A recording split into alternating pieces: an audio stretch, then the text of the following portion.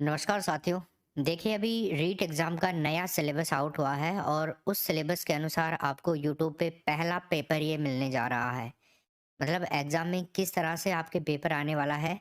और ये एसएसटी वालों का पेपर है। मतलब एसएसटी सब्जेक्ट जो 60 क्वेश्चन तुम्हारे सब्जेक्ट के आएंगे, वो प्रश्न आज मैं आपको करवाऊंगा जो नया सिलेबस अभी अभी रिलीज हुआ है उस सिलेबस के हिसाब से।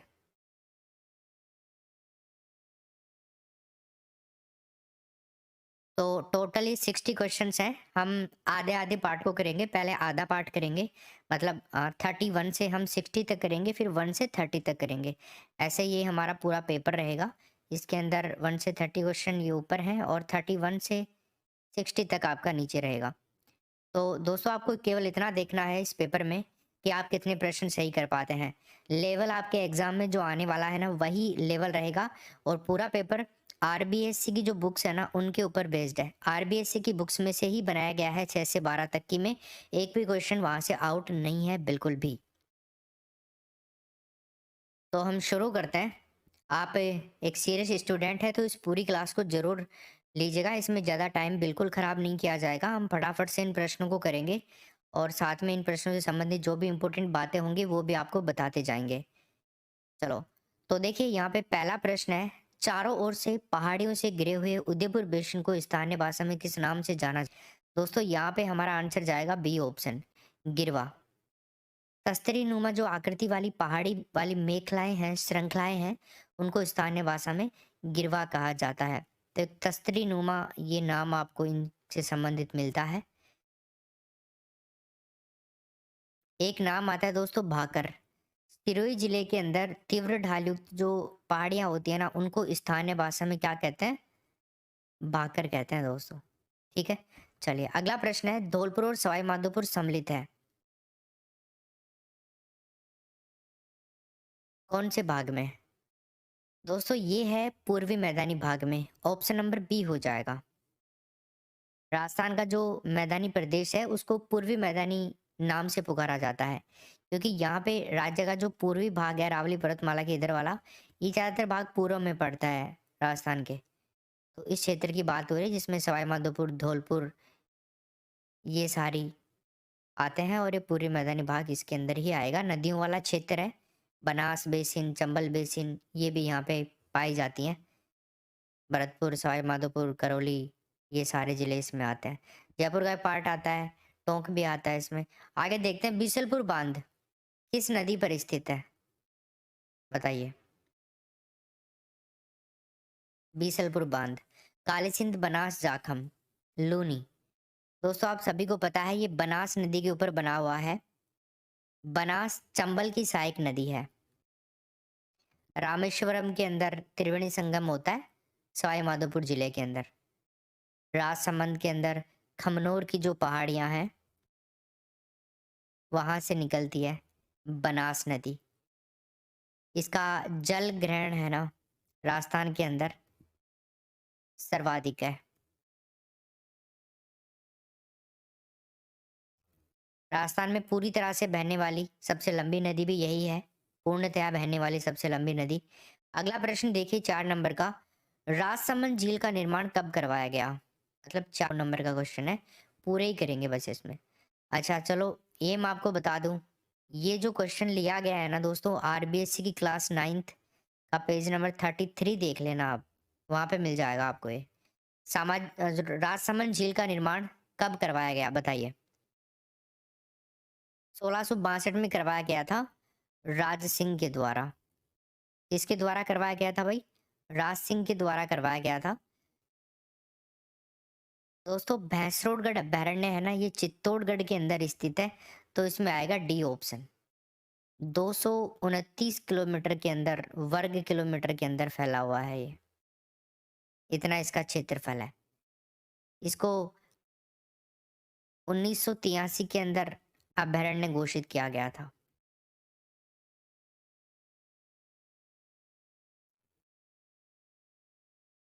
अगला प्रश्न देखिए। आहड़ की उत्खनन से प्राप्त कौन सी सामग्री बाह्य संपर्कों का संकेत देती है? क्या होगा 36 नंबर के प्रश्न में? दोस्तों देखो, एक इम्पोर्टेंट बात है, क्वेश्चन का आंसर करने से पहले मैं आपके लिए बता दूं, हमने क्लास नंबर 6 से लेकर के क्लास नंबर 12 तक 30 मॉडल पेपर बनाए हैं एसएसटी के।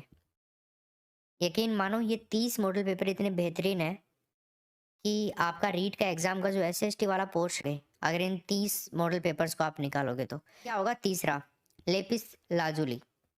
ठीक है, चलो। गुर्जर प्रतिहार शासकों में से किसे रोहिलिद्दी कहा जाता था?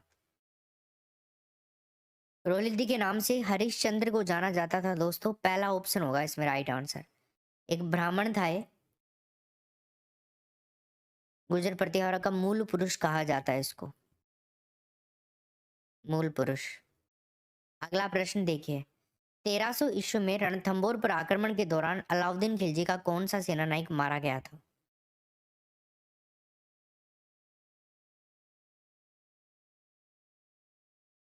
उसका नाम था दोस्तों नुसरत खान। Number 1 option. उलुग खान और नुसरत खान, अलाउद्दीन खिलजी ने इन दोनों के नेतृत्व के अंदर एक बहुत बड़ी सेना रणथंभौर के आक्रमण के लिए भेजी थी। इन्होंने अपनी सेना लेकर के रणथंभौर दुर्ग के ऊपर घेराबंदी करी। जो दीवारें वगैरह थी उनको तोड़ना शुरू किया। राजपूतों ने इस दुर्ग से तुर्की सेना के ऊपर काफी भयंकर प्रहार भी किए थे।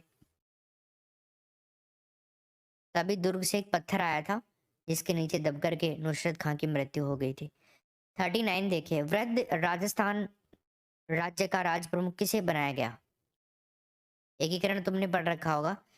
देखिए दोस्तों, यहाँ पे आंसर होगा पहला ऑप्शन, सवाई मानसिंह द्वितीय।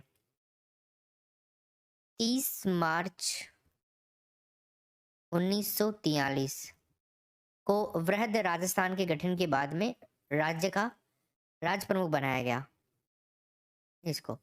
और फिर मानसिंह द्वितीय जो नवंबर 1956 तक इस पद के ऊपर रहा था ये। सॉरी, 49 करना है यहाँ पे, 43 लिख दिया क्या? 30 मार्च 1949 को वृहद राजस्थान का गठन हुआ था। उसके बाद में इनको बनाया गया था और फिर ये 1956 तक रहे थे। एकमात्र भी थे और अंतिम भी थे। उसके बाद में राज्यपाल का पद सर्जित हो गया था और गुरुमुख निहाल सिंह को पहला राज्यपाल बनाया गया था। आगे चलते हैं अपन। उपरमाल पंच बोर्ड की स्थापना किसके द्वारा की गई?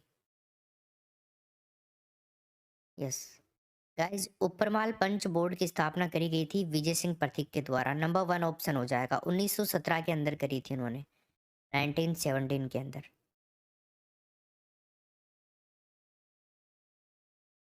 ज्वाला प्रसाद जिज्ञासु ने भी करी थी क्या कोई स्थापना, अगर आपसे पूछे? बिल्कुल इन्होंने भी करी थी। एक प्रचारिणी सभा थी जिसका नाम था नागरी प्रचारिणी सभा, इन्होंने इसका किया था ज्वाला। आगे चलते हैं अपन। अगला प्रश्न है, स्वर्णगिरी किस किले को कहते हैं? सुवर्णगिरी।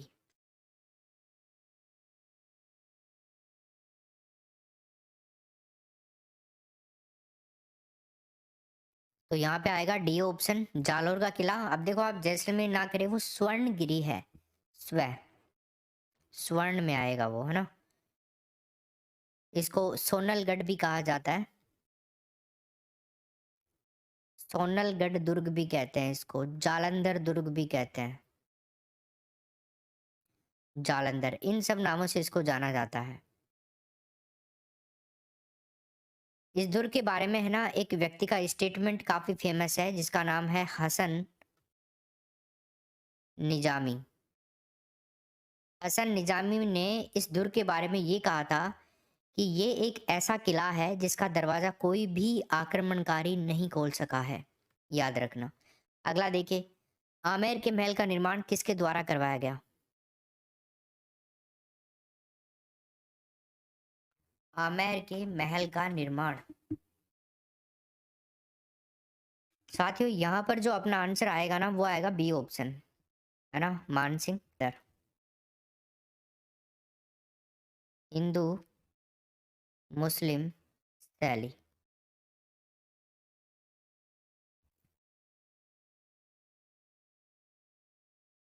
बिशप हैबर ने ऐसा कहा था कि मैंने कैमलिन में जो कुछ देखा और अल ब्रह्मा के बारे में जो कुछ सुना है उससे भी बढ़कर ये महल है, ऐसा कहा था इसने। अगला प्रश्न देखिए, राजस्थान के रूणेचा के मेले की वो विशेषता जो सुखी समाज के लिए आवश्यक है, क्या है वो विशेषता?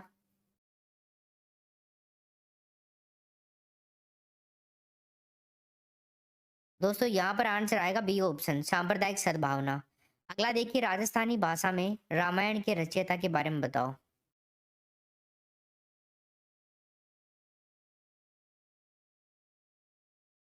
तो यहाँ पर उत्तर होगा दोस्तों, संत किंकर को बोला जाता है।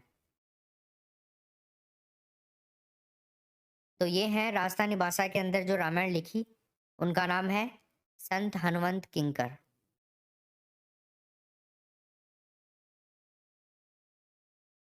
राष्ट्रीय स्वास्थ्य प्रतिरक्षा योजना का आरंभ कब हुआ था, बताइए। दोस्तों इसका आरंभ हुआ था 2018 में, पहला ऑप्शन हो जाएगा इसके अंदर। अगला प्रश्न देखिए, लूणवशीय नेमिनाथ का मंदिर जो जैन मंदिर है, तो इसका निर्माण किसने करवाया था?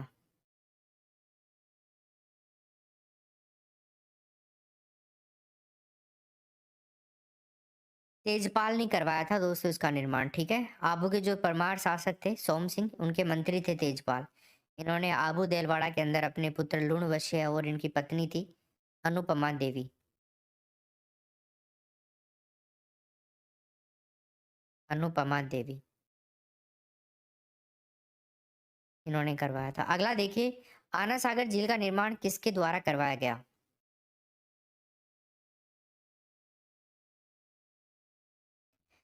गैस यहाँ पे आंसर आएगा Arnoraj Chauhan, number one option, ठीक है।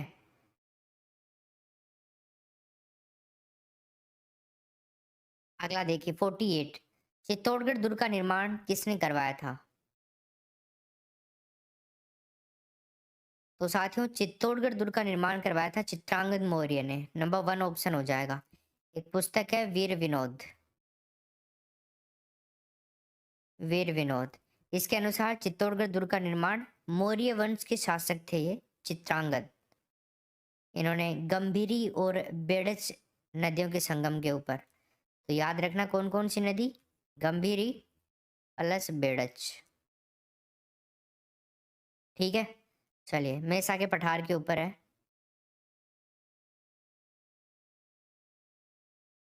ठीक। नेक्स्ट प्रश्न है दोस्तों अपना, गिरी सुमेल का युद्ध 1544 में हुआ था, किस किस के मध्य में हुआ था, बताओ। गिरी सुमेल का युद्ध,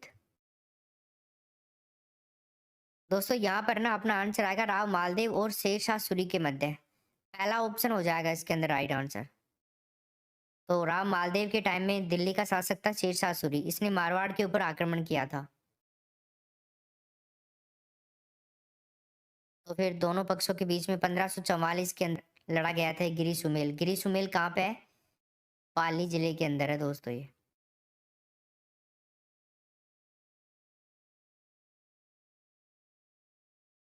दोस्तों इस युद्ध के अंदर है ना, मालदेव के जो सेनापति थे उन्होंने मतलब जैता और कोपा, नाम तो आपने सुना होगा।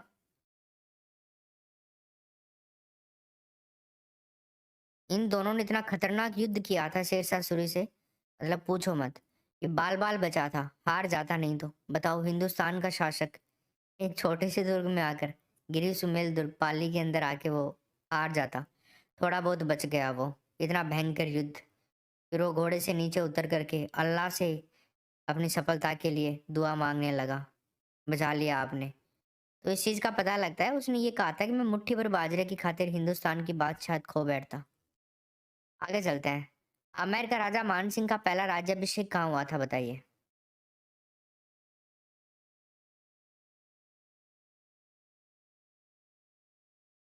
दोस्तों यहाँ पे आंसर होगा बिहार के अंदर, पहला ऑप्शन।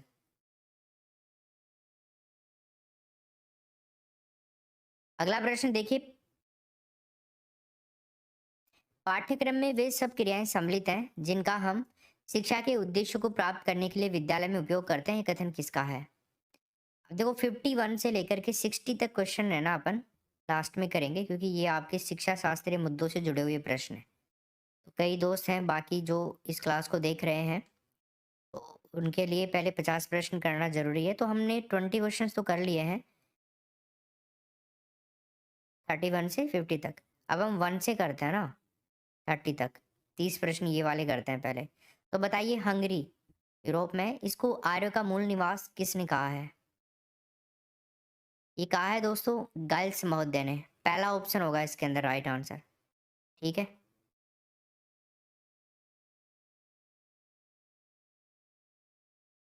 अगला प्रश्न देखते हैं अपन। अच्छा ये मैं सारे बता देता हूँ आपको इनकी डिटेल। 2 नंबर का जो आदमी है ना पेन था जिसको पिंका भी कहा जाता है, ये आर्यों का मूल निवास हंगरी नहीं बताता है। हंगरी तो ये बताता है, ये बताता है जर्मनी। और नेहरिंग, डॉक्टर नेहरिंग जो है ये बताते हैं दक्षिणी रूस। तो इनसे भी आ सकता है प्रश्न। वैष्णव धर्म में पांचवा वेद किसे कहा जाता है बताइए? पुराण को कहा जाता है दोस्तों। यहाँ पे क्या होगा? भगवत पुराण को। भगवत पुराण में विष्णु के अवतार है ना उनका उल्लेख किया गया है। जैन ग्रंथों को क्या कहा जाता है? जैन ग्रंथों को कहा जाता है दोस्तों जैनागम। इसके अंतर्गत 12 अंग हैं इनके, 12 उपांग हैं, है ना। अगला देखते हैं निम्नलिखित में से जो महाजनपदों के बारे में बता रहे हैं। तो निम्नलिखित महाजनपदों में से कौन सा महाजनपद वर्तमान पाकिस्तान में स्थित था? गांधार, अवंती, मल्ल, वज्जी। तो फ्रेंड्स यहाँ पे आंसर होगा गांधार, नंबर 1 ऑप्शन। ठीक है। अगला देखते हैं 5 नंबर का। ओडिशा में भुवनेश्वर के निकट हाथी का धोली शिल्प किससे संबंधित है? यस दोस्तों ये संबंधित आपका मौर्य काल से, नंबर 1 ऑप्शन हो जाएगा इसके अंदर। अशोक सम्राट ने बनवाया था। नेक्स्ट प्रश्न है कुमारगुप्त के काल में लाट से दशपुर आने वाली श्रेणी जिस वस्तु का व्यापार करती थी, क्या होगा यहाँ पे 6 नंबर के प्रश्न में? ऑप्शन नंबर डी, रेशमी कपड़ा था, है ना। अगला प्रश्न है हर्षवर्धन का पुलकेशिन दैत्य से युद्ध किस नदी के किनारे लड़ा गया था? बताओ। तो फ्रेंड्स यहाँ पे आंसर होगा नर्मदा नदी के किनारे, पहला ऑप्शन। ठीक है। अगला प्रश्न देखिए चंपा में माइसोन का मंदिर किस शासक ने बनवाया था? क्या आंसर होगा यहाँ पे बताओ। गाइस यहाँ पे आंसर होगा भद्रवर्मन, नंबर 1 ऑप्शन हो जाएगा इसमें। ठीक है, भद्रवर्मन। नेक्स्ट प्रश्न देखिए अब आप। किस सूफी संत ने अमृतसर के स्वर्ण मंदिर की नींव रखी थी? नाम बताइए उनका। तो फ्रेंड्स उनका नाम था शेख मीर मोहम्मद, बी ऑप्शन हो जाएगा इसमें राइट आंसर। अगला प्रश्न देखिए महाराणा प्रताप के शासनकाल में जिस राजस्थानी स्रोत में उदय सागर झील पर भोजन के समय अनबन का उल्लेख मिलता है, नाम बताइए 10 नंबर के प्रश्न में। तो यहाँ पे आंसर होगा पहला ऑप्शन। मैंने आपको ये स्टोरी बता दी थी, जैसे आप में से कुछ नए दोस्त होंगे।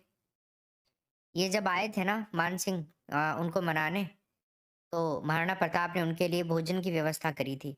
लेकिन भोजन मान सिंह के साथ में महाराणा प्रताप खुद खाने नहीं आए थे। उनका जो पुत्र था महाराणा प्रताप का अमर सिंह, उसको भेज दिया था उनके साथ में खाने के लिए।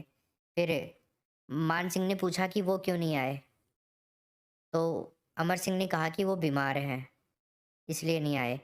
बीमार नहीं थे, एक्चुअल में वो उनसे नाराज थे क्योंकि उसने आमेर का कछुआ था वो मान सिंह, और उसने मुगलों के साथ में वैवाहिक संबंध स्थापित किए थे। इस वजह से वो नाराज था और उनकी वहाँ पे जो भी है मतलब कर रहे थे। तो वो बिना भोजन किए हुए वहाँ से निकल गया और एक बात उसने कही थी जाते जाते कि मैं शीघ्र ही महाराणा प्रताप जो है उनकी बीमारी का इलाज करके वापस उदयपुर आऊंगा। अगला देखते हैं मध्यकालीन भारत में पाई कास्त किन्हें कहा जाता था बताइए?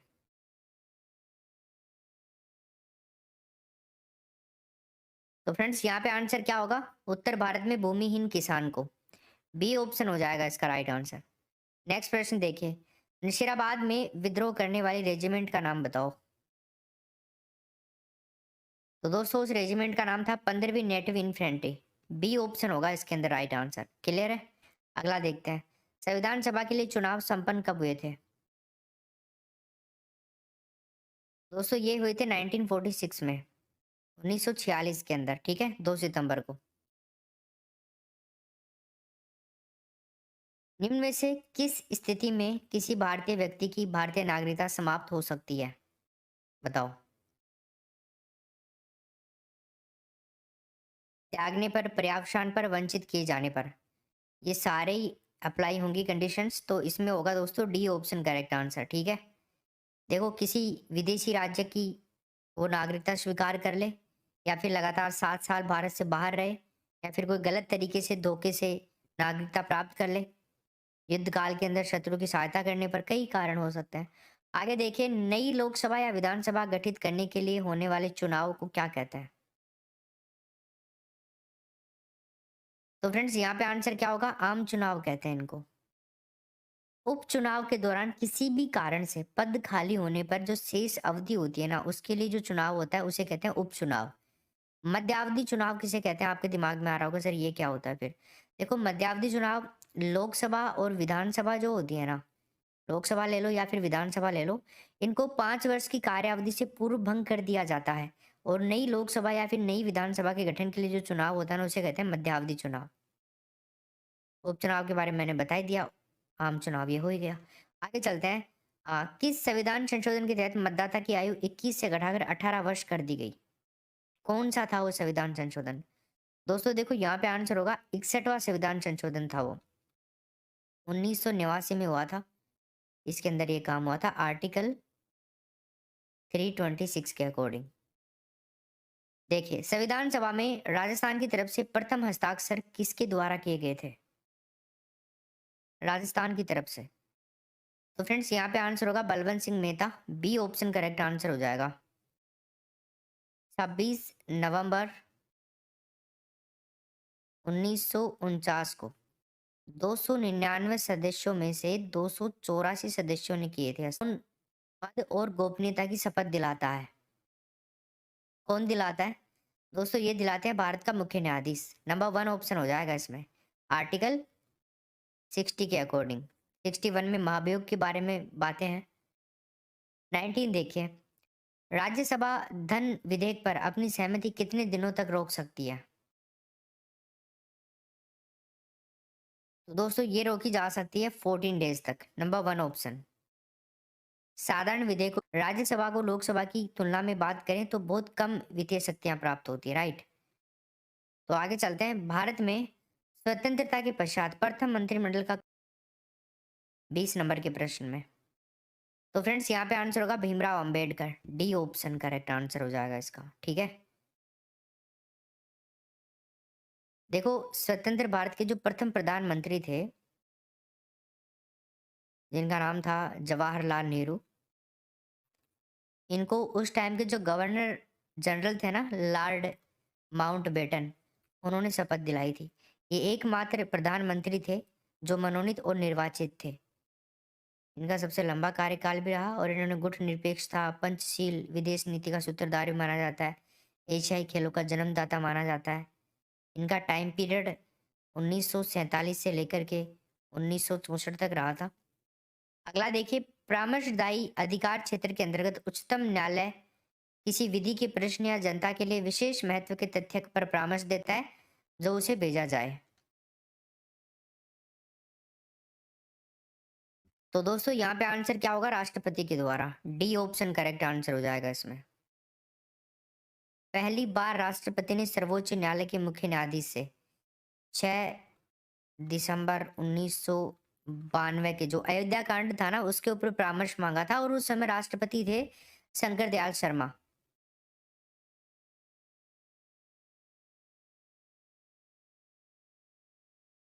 ठीक है, लेकिन उस टाइम के जो मुख्य न्यायाधीश थे वेंकट चलैया, उन्होंने अपने अधिकार का प्रयोग करते हुए इसको मना कर दिया था।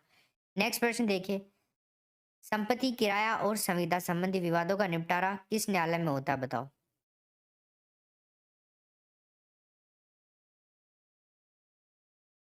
तो दोस्तों यहाँ पे आंसर होगा दीवानी न्यायालय। B option. अगला प्रश्न देखिए, मौसम बदलने का क्या कारण है?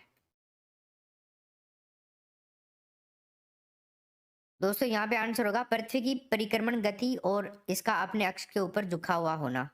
डी ऑप्शन हो जाएगा इसके अंदर। 23.5 डिग्री झुकी हुई है अपने अक्ष के ऊपर पृथ्वी। तो पृथ्वी की झुकाव जो ऋतुओं के निर्माण और दिन रात जो होते हैं ना, इनकी अवधि का निर्माण करता है। इसी ये उत्तरदायित्व इसी का होता है कि पृथ्वी 23.5 डिग्री अपने अक्ष के ऊपर झुकी हुई है, इसलिए ऋतुएं बनती हैं, दिन रात बनते हैं। अगला देखते हैं, वायुदाब की कितनी पेटियां होती हैं बताओ। तो फ्रेंड्स यहाँ पे आंसर होगा 7। नेक्स्ट प्रश्न अपना है, सूरज से निकले विनाशकारी रेडिएशन से निम्न में से कौन जीवन की सुरक्षा करता है? यहाँ पे आंसर होगा दोस्तों ओजोन परत, तीसरा ऑप्शन। CFC जो होती है ना, क्लोरोफ्लोरोकार्बन, ये काफी हानिकारक होती है, ये निकलती है। अगला देखिए, हरित गृह प्रभाव के कारण बताइए। औद्योगिकरण, वनों का विनाश, रेफ्रिजरेटर और एयर कंडीशनर का प्रयोग। तो गाइस इसमें आंसर होगा डी ऑप्शन। ठीक है। अगला प्रश्न देखिए बाप, भारत की वास्तविक प्राचीनतम मोड़दार पर्वत श्रेणी के बारे में बताइए। कौन सी है? एक ही हो सकती है, तो वो अरावली है। इसमें होगा दोस्तों डी ऑप्शन करेक्ट आंसर। अगला प्रश्न देखिए, निम्न में से किस राज्य में प्रत्यावर्ती मानसून का अधिक प्रभाव होता है बताओ। तो फ्रेंड्स यहाँ पे आंसर होगा तमिलनाडु, तीसरा ऑप्शन राइट आंसर। प्रत्यावर्ती मानसून मतलब लौटता हुआ मानसून कह सकते हो आप इसको। अगला देखिए, कांजीरंगा नेशनल पार्क किस राज्य में स्थित है?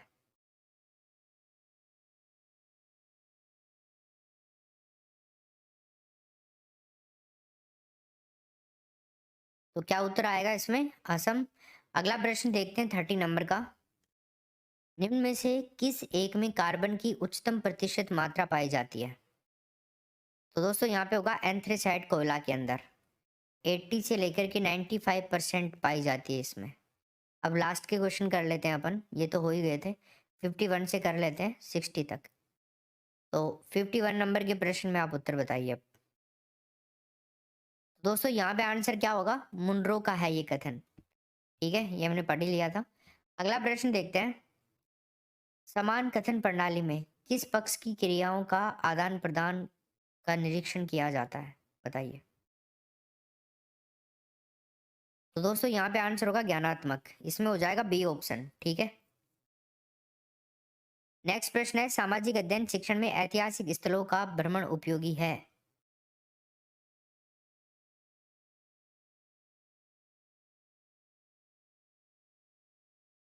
इनके प्रति रुचि उत्पन्न करने में, प्रत्यक्ष सूचना प्रदान करने में, विषय वस्तु की बेहतर समझ के अंदर। तो इसमें होगा डी ऑप्शन। अगला देखो, इकाई योजना का प्रवर्तक किसे माना जाता है बताओ।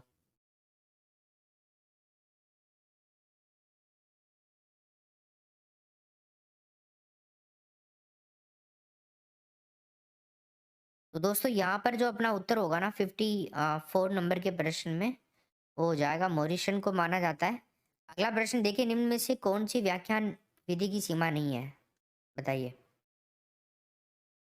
तो गाइस इसमें आंसर होगा, इसमें तर्क व चिंतन शक्ति का विकास नहीं होता है। ठीक है, पहला ऑप्शन। नेक्स्ट प्रश्न है, एडवाइस टू यंग मैन, पुस्तक के लेखक का नाम बताना आपको।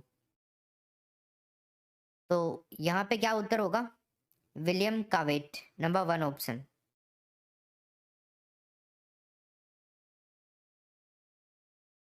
फ्रोबेल ने एक पुस्तक लिखी थी जिसका नाम है एजुकेशन ऑफ मैन।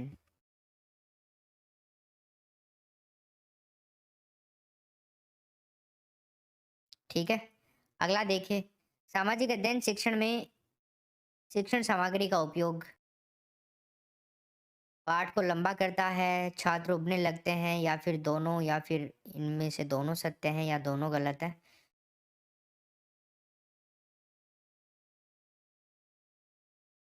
सामाजिक अध्ययन शिक्षण में शिक्षण सामग्री का प्रयोग पाठ को लंबा करता है, छात्र उबने लगते हैं। देखो ये दोनों बातें गलत हैं यहाँ पे। पाठ को लंबा भी नहीं करता और उबने भी नहीं लगते हैं छात्र। अगर ऐसा होगा तो फिर ऐसा शिक्षण का कोई मतलब ही नहीं रह जाएगा, है ना? तो बिल्कुल उल्टा लिखा है यहाँ पे। आगे देखिए, ईमेल भेजने के लिए आपके पास होना चाहिए, क्या होना चाहिए? होना चाहिए आपके पास में मॉडेम और telephone line, internet connection, mail प्राप्त करने वाला ईमेल का पता और उपरोक्त सभी। अगला देखिए, प्रायोजना विधि में निम्न में से किस सिद्धांत का समावेश होता है? 59 में बताओ।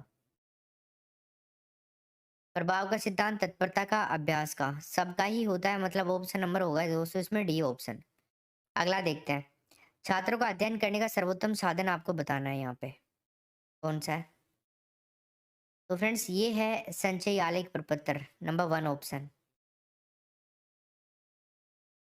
तो ये था आपका ये पेपर, इम्पोर्टेंट पेपर था, नए सिलेबस के अकॉर्डिंग पेपर था कंप्लीट। तो आप इसको ज़्यादा से ज़्यादा शेयर करें अपने दोस्तों